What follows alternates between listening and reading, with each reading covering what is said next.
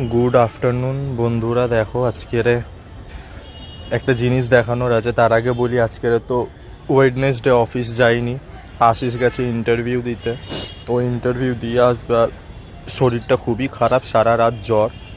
তো এখন একটু শরীরটা ঠিক আছে, ছাদে উঠেছি। আর এই যে দেখো,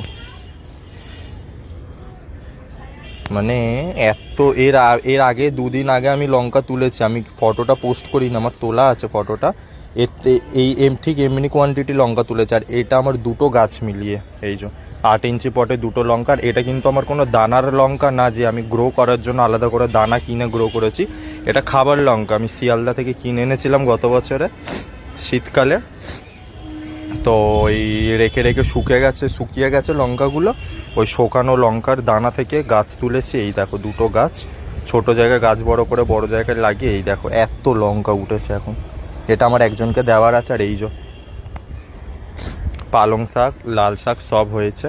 এটা এখন একটু জল দিতে হবে, কেন জল না দিলে কন্ডিশন খারাপ হয়ে যাবে গাছে, বুঝতেই তো পারছো। ভালো করে এখন জল দিয়ে ভেজাতে হবে এইগুলো।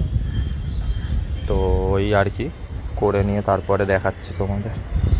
লাল শাকও উঠেছে, লাউ,